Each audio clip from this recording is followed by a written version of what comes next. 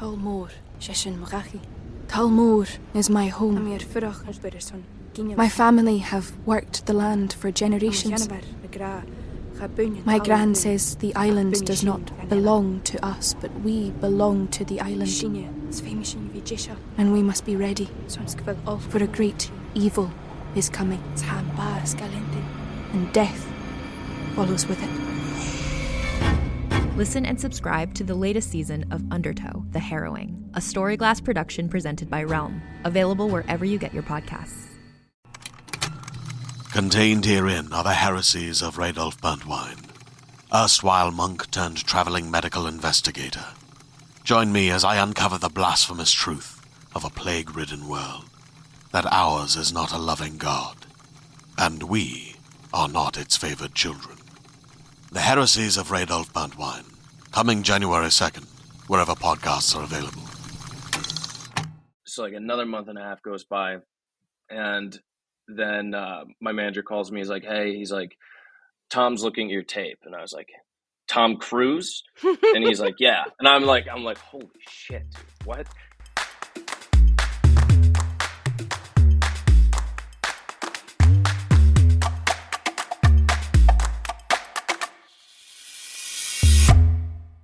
Hello, world, and welcome back to another episode of Thanks for Coming In. I'm your host, Jillian Clare. If this is your first time tuning into the podcast, this is the show where I speak to fellow actors about their journey and then make them tell me some bad and sad and sometimes funny audition stories. All right, we got a lot to talk about. I have been away for a while. The last few episodes were pre-recorded. So, your girl is 30 now, which is wild. I have entered a new decade. We are excited. I had a Death to Youth party, which was so much fun.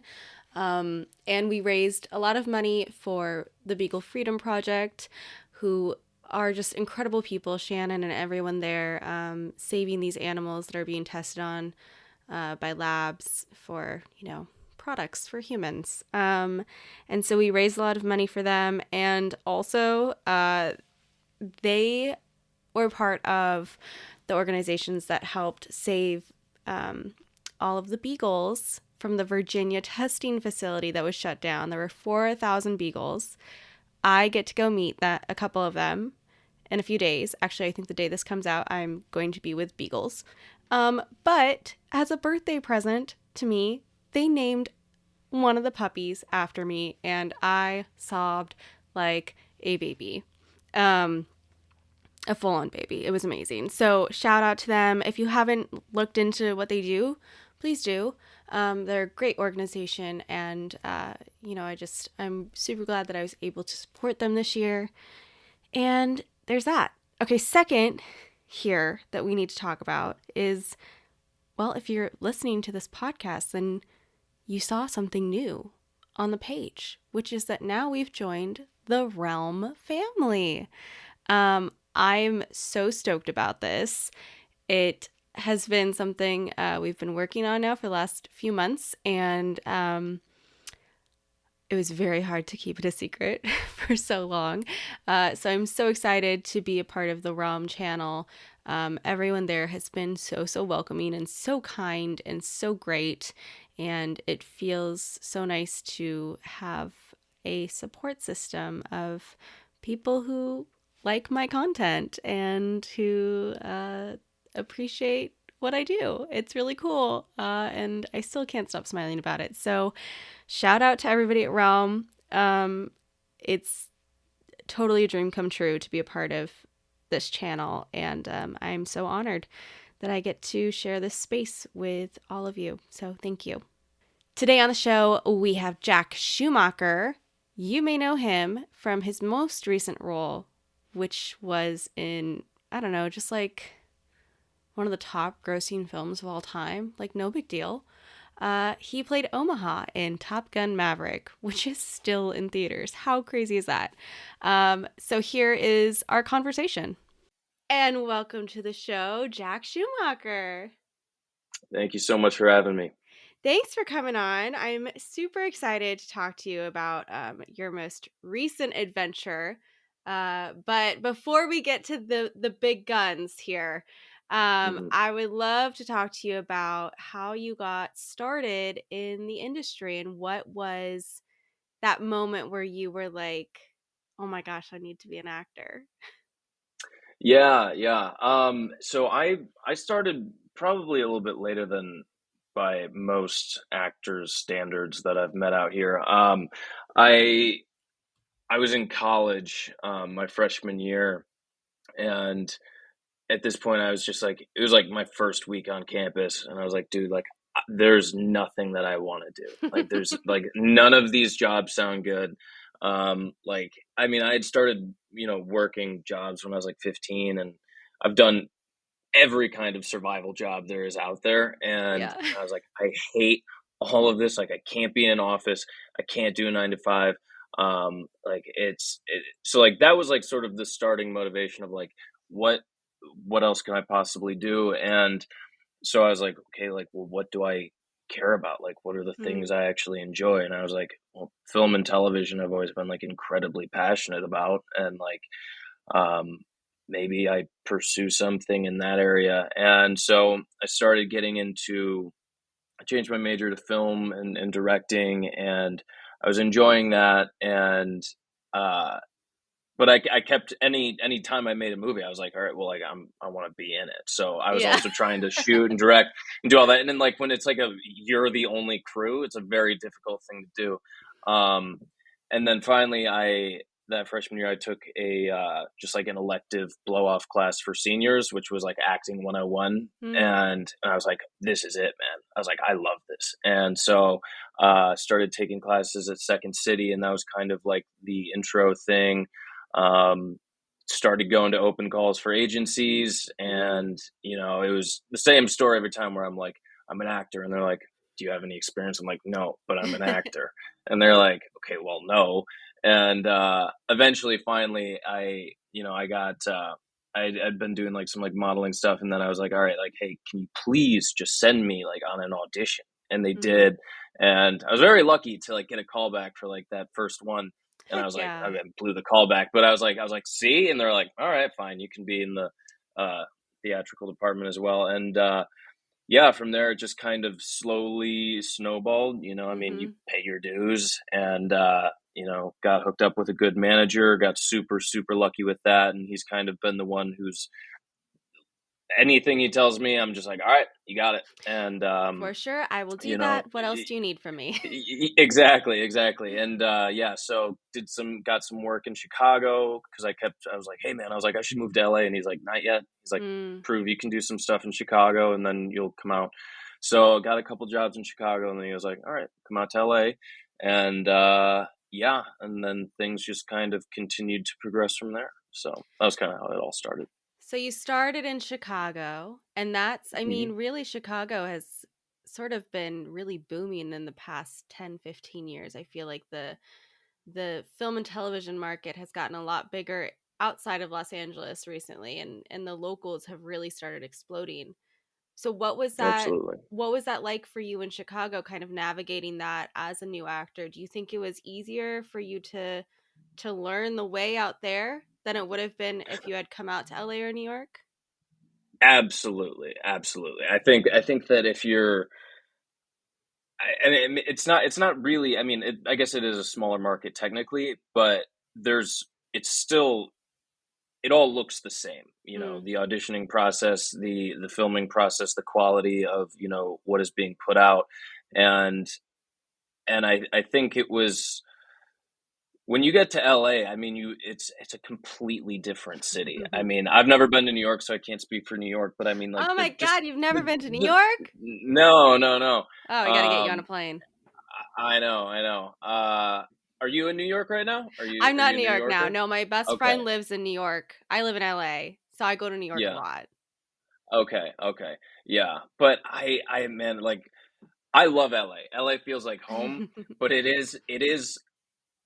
does feel like in some ways like a step up the competitive nature of it. Because when Hmm. you're in Chicago, like, you go to a restaurant, you're like, oh, someone's a waiter. Like, they're a waiter, and there's something Hmm. really nice about that. You go to LA, and you're like, you see waiter, you're like, Everyone. okay, well, everyone's doing something. I mean, Everyone it's is a an city of actor. dreamers, yeah, pursuing their dream.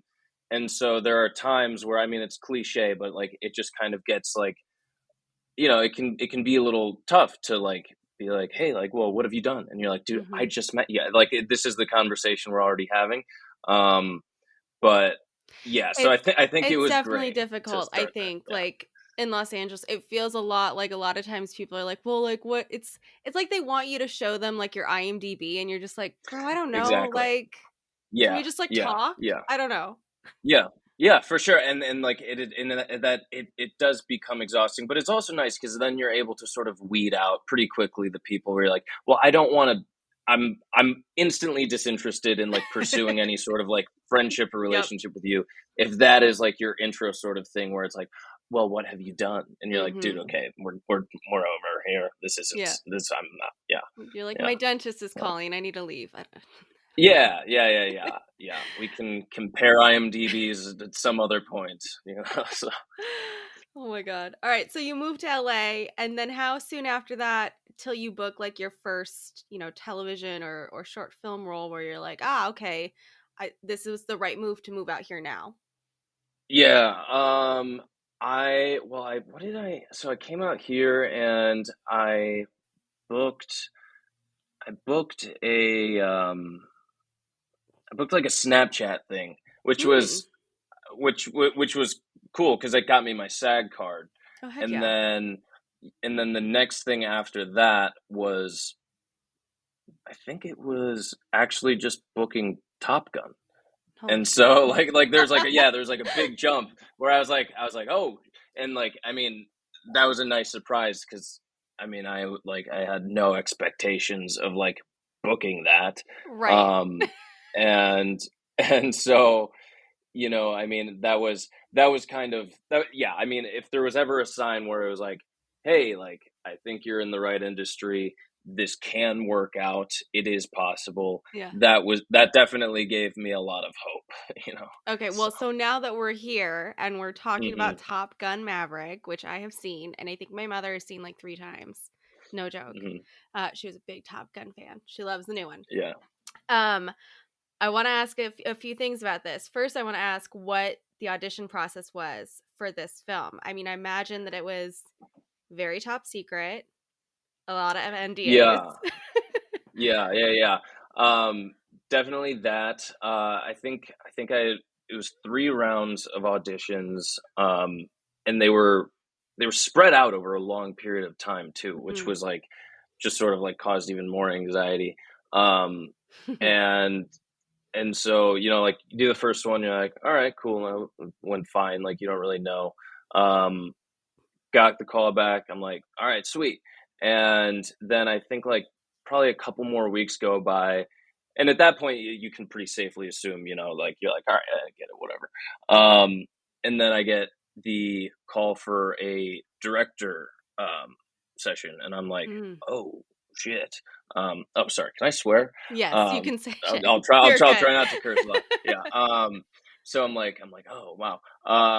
And so I go to that one. It's Joseph Kaczynski in the casting office, and that was, I think, like the first audition, probably the first and only audition. I've walked out of some of them that I've booked and been like, that went good, but you know how it is. Like most of the time, you're like, eh, and then you're just Mm-hmm. pleasantly surprised.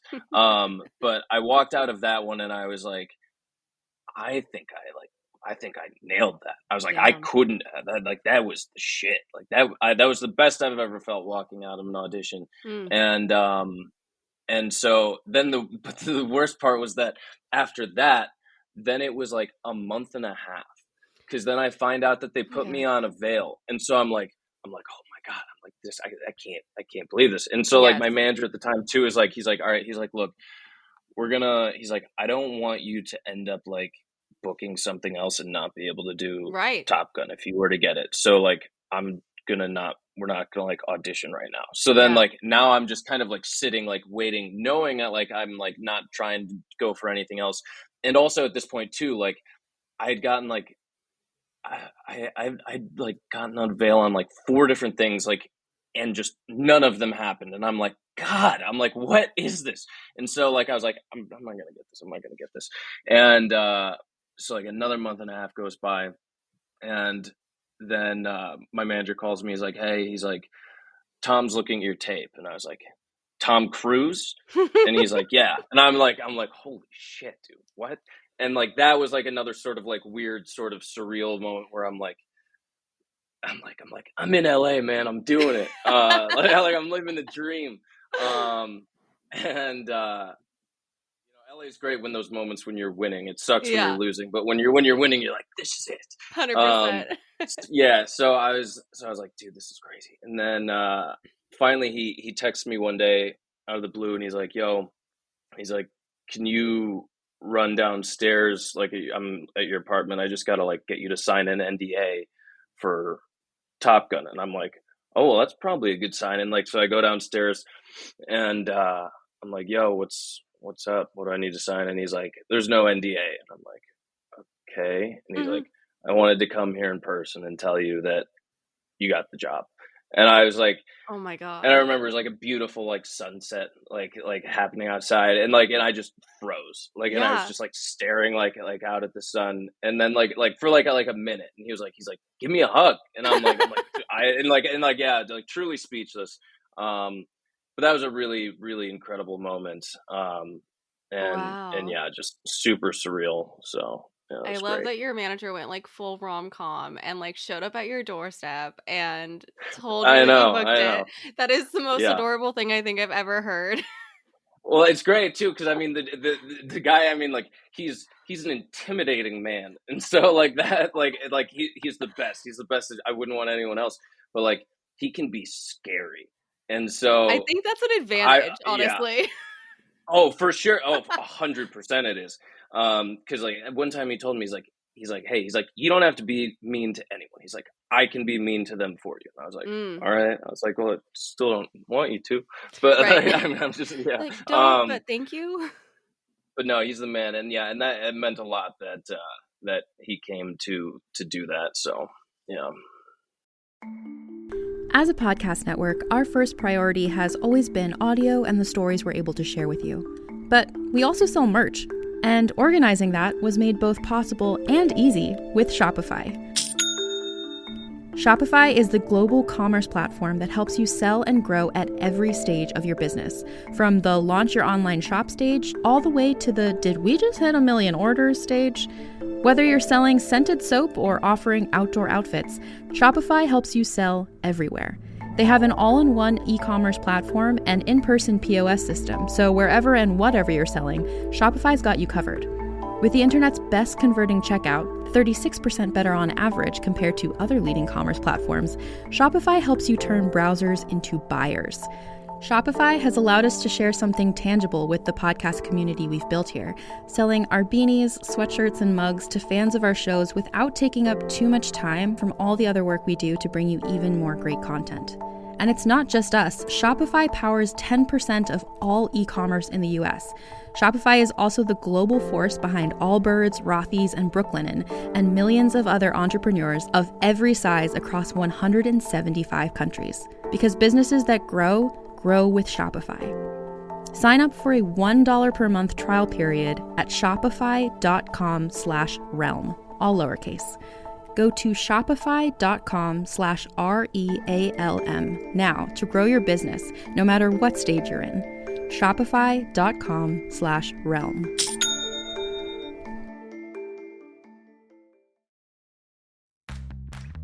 You can shop from anywhere doing pretty much anything. You might shop while working, eating, or even listening to this podcast. And however you shop, we all know and love the thrill of the hunt. But do you also know how to get the thrill of the best deals? Because Rakuten shoppers do. With Rakuten, they get the deals they love with the most savings and cash back. And you can get it too. Start getting cash back at your favorite stores like Sephora, Nike, and even Expedia if you're looking to get some travel in. And getting cash back doesn't mean you have to miss out on sales, because those can just be stacked right on top. It's easy to use and based on a simple idea. Stores pay Rakuten for sending them shoppers, and Rakuten shares the money with you as cash back through PayPal or check. Download the free Rakuten app and never miss a deal. Or go to Rakuten.com to start getting the most bang for your buck. That's Rakuten.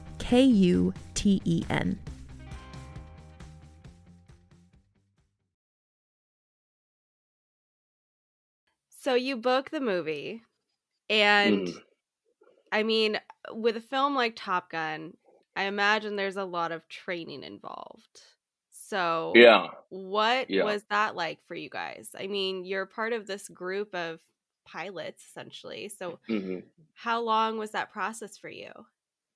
So I didn't have to do the full gauntlet of training like that, like Glenn Powell, Miles. They had to do Yeah.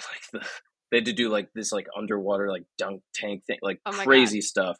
Um, we had a lot of like right away you get like emailed this big packet of like flight information and jargon that you need to like study up on, and like just the basics of like flying and vocabulary, and then like obviously the research that you want to do on your own and like about the pilots and stuff. Mm-hmm. And then we had uh flight lessons and whatnot, which was also crazy because it was there were a couple classroom portions, but I figured it would be like if you fly a plane, like even with an instructor, there was like a lot of classrooms portions that you had to do before you could get up in the air. And it Yeah. was like 20 minutes. And then they were like, all right, you guys want to fly a plane? And you're like, No way. yeah, you're like, oh, okay, sure. And so that was spectacular. And that was also like, that was like a dream come true too, because you're just flying over like the Santa Monica Mountains and stuff. And You this is flew a also plane. too with it.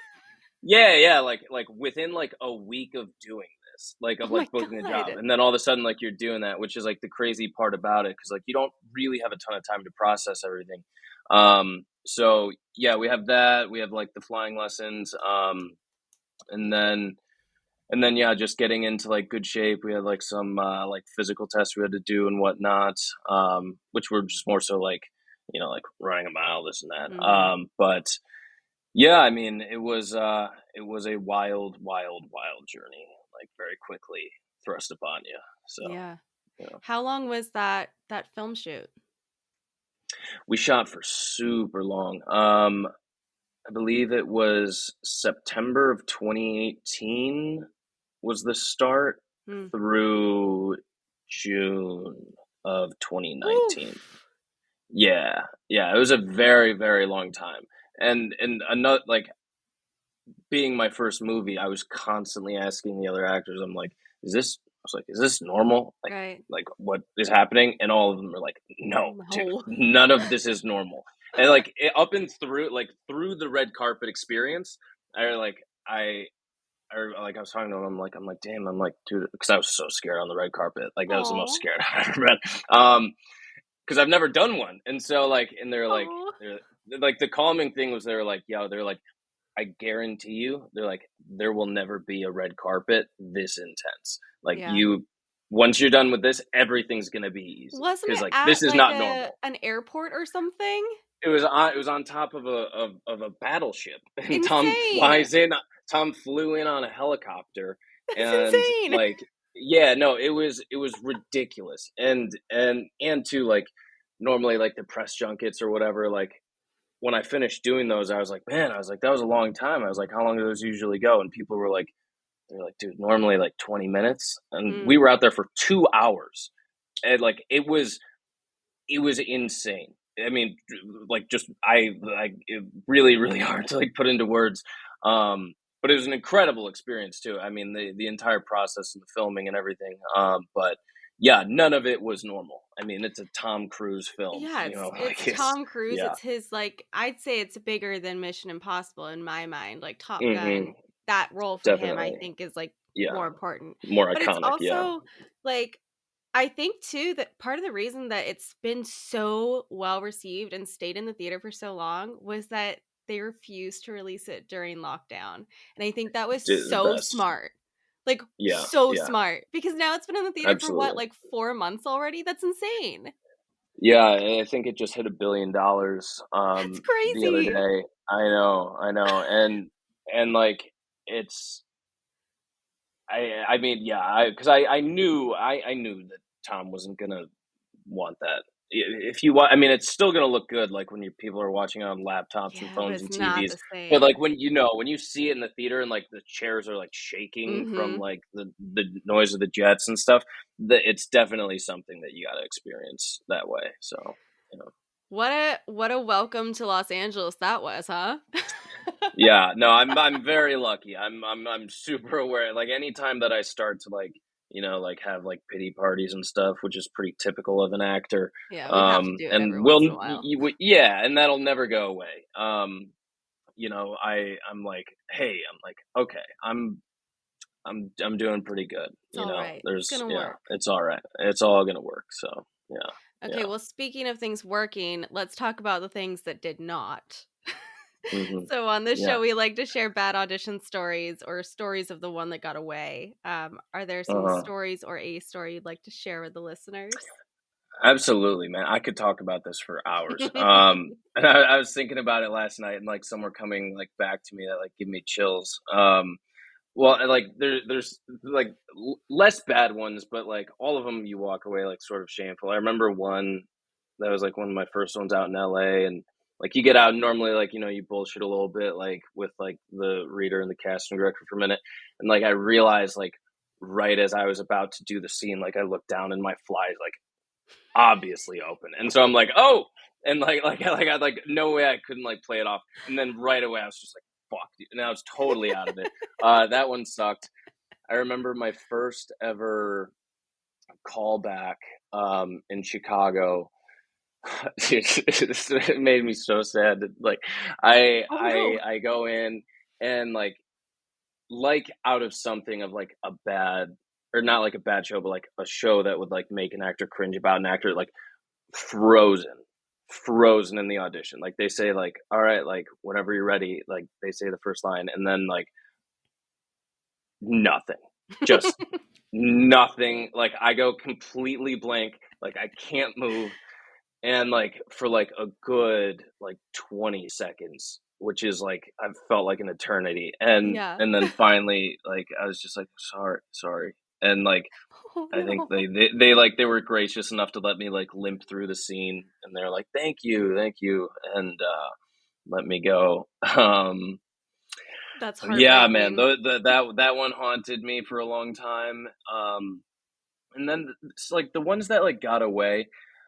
I've now hit a point in my career that I'm very grateful to have gotten to, and now when I look back on like how far I've come in terms of like my process and not quote unquote being green, Mm. which for a long time I really resented. Like even when I first got out here, I remember when my manager had told me, he's like I got notes from casting. They said they liked you, but like you're green, so like it's they'll keep seeing you, but like and I'm Yeah. like and I was like I'm not green, like I'm good, I'm great.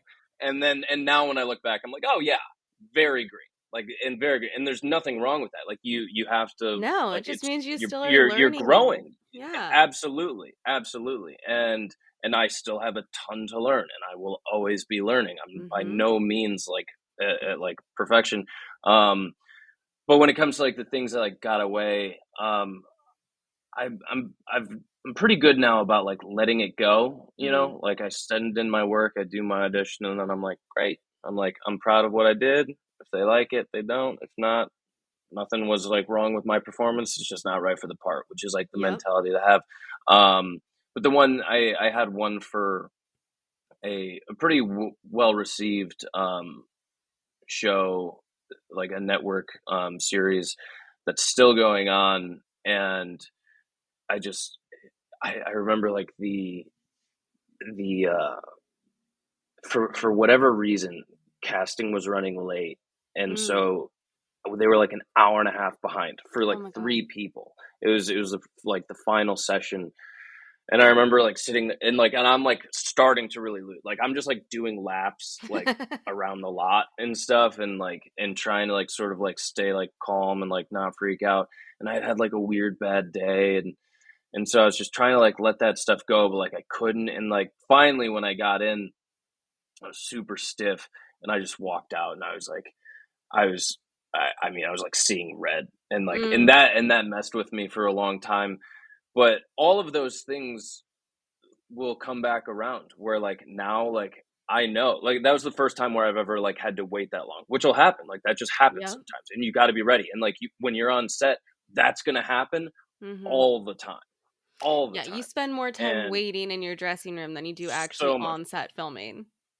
hurry up and wait. And it's and so like and I didn't know that yet. Like I didn't Yeah. have that experience. So like now when that happens, I'm like, yeah, like okay, like whatever, like I'm chilling. Like just like Bring a I go book. like Zen mode. Yep. Yeah, like bring a book, like anything to like just sort of distract you or like take your mind off of it. Um oh, but the one story that that that really really messed with me. It Ooh. wasn't an audition. I was working. I was doing a guest star for this show, and the same sort of thing happened where long wait. Like my call time was Mm. like 6 p.m. So we're supposed to roll at like 8 or something. It's now midnight. I'm still in my trailer. It's a Friday Oof. night, and so like and as I've had time to reflect on it, I'm like, hey, I'm like, cast and crew was probably pissed off. They probably wanted to be home, and so like I probably got the brunt of like what was going down. Mm. And so we finally, I've like cameras start rolling at like 12:30, and Mm. I'm like still kind of like now like in my head, like I'm like, God, it's so late, like whatever. I'm trying to do it. I do the scene exactly like I auditioned. We do a couple takes, and the director comes over and he's like, "You're boring the hell out of me." And I was like, oh, I was like, okay, uh, what? Like Oh my how do God. I was like, how do I was like, I don't know what to say to that. And he's like, so do something different. And I'm like, okay, all right, yeah. And it's like we we go again, and then I do the scene, and then in the scene I'm not supposed to swear, but I say shit. Mm. Then I hear like cut, and I'm like, what? I'm doing something totally different. And he's like, you can't swear. And I'm like, I swore. And then so like and like the scene starts with me like in a car, and so like I'm sitting in this car in between takes, and like I have like a cold sweat. I'm like, all of my fears are coming true right now. I Oh was like, no. I was like, I'm dying. I was like, I don't have a career, man. I was like, this is over. This is it for And like me. yeah. And so I'm like, I'm freaking out. And then finally, like we do finish the scene, and it ends up looking good. I mean, like it just was a completely different character than what I auditioned with, which I Mm. think was the thing that like again threw me off, and which again is a major learning lesson Yeah. for where it's like, hey, you have to show up and be like super ready to like make adjustments, and like forget whatever it was that you had done. And Well, especially with television, because most of the time the producers are the ones booking you, but then the director doesn't really see your work until you're on set and you're doing absolutely. it. Yeah, and I had no idea about that. And then finally like I realized, cuz like I walked away and I was like, man, I was like, I hate that director. And then now I look back, I'm like, dude was doing his job. The set Yeah. was running super late, and like and yeah, he didn't like me, and he didn't have the time to be like, hey buddy, like really good stuff. Why don't we try it this way? Like and that's fine. And you're not going to get everyone who gives you like super cushy notes. Like you're going to No. have to be able to like roll with the punches sometimes. And and yeah, and so that like that haunted me for a little bit, but then like as I've Yeah. kind of grown a little bit, like all of these lessons have then paid off, where I'm like, okay, great, yeah, I get someone who's like, I didn't like that at all. I'm like, okay, cool, yeah, Good like for how do we you. make an adjustment here? Like Let's change it. what yeah, like yeah, like, what should we change, as opposed to being like, like I'm not Crying in the like car. I'm gonna fall apart. Yeah, yeah. So Oh man. Wow. Those were some good stories. Some very good stories. Well done. thank you, yeah, So yeah. what is next on the horizon for you? I got a couple of things coming out in the fall. One is a movie called Kill Her. Nice Mm, little fun slasher film. fun, fun. And then I don't know it. I got a project on Hulu that I was involved with that will be coming out in October as well. Mm. That one will be very, very cool. I'm super excited about that. And then I'm heading off to Texas next week to start working on this other film. I know it's all very I'm not giving a lot of names, unfortunately. Okay. I don't know if I can say like names for a lot of these things, like, you know how it goes with that. Yeah. So yeah. But I'm very, very lucky to, you know, be consistently working. You know, it's not an easy thing to do. You know, it's still the goal to say like, oh, this is my only gig. So yeah. That's amazing. Well, I can't wait to see what you do next, and I will definitely be looking for the slasher film because I am a big horror movie fan. So I will be turning that on when it comes out. Where can people follow you on social media to keep up with all that you do? Yeah, I'm at on Instagram is pretty much the only one, I believe. Sorry, I don't even know my name on Instagram. It's Schumacher_Jack. Yeah. There you go. Yeah, I'm very bad with that stuff. Well, thank you so much for spending some time with me today. And again, I so look forward to what you do in the future. Thank you so much. I really appreciate it, Jillian. Thanks again to Jack for coming on the show. Make sure to check him out on Instagram. And hey, while you're there, you might as well follow Thanks for Coming In too. All of those links are in the show notes. And leave us some love wherever you're listening to this podcast now. Tell your friends, tell your family, tell your horse about the show. And as always, thanks for coming in.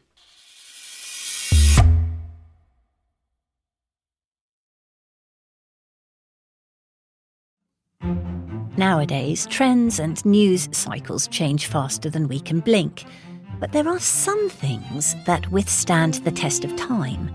And if you're looking for a connection to something timeless, and maybe also a glimpse of life at a slower pace, I believe everyone can relate to the very human experiences explored in Jane Austen's novels.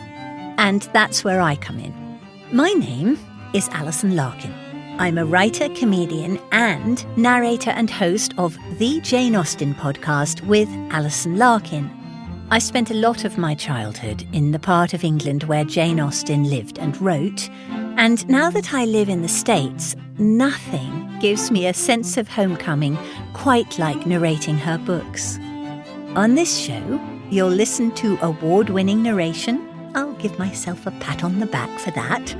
As well as conversations with actors, writers, and other fascinating people who all share a passionate love for Jane Austen.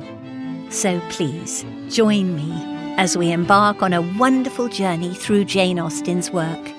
Be sure to listen and subscribe to the Jane Austen podcast with Alison Larkin, wherever you get your podcasts.